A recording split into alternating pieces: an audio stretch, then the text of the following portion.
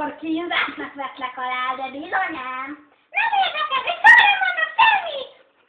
Hát jól van. Te akartad. Mondasz már valami? Nem, soha! Még mindig nem mondasz semmit? Nem, soha! Még mindig nem beszélsz?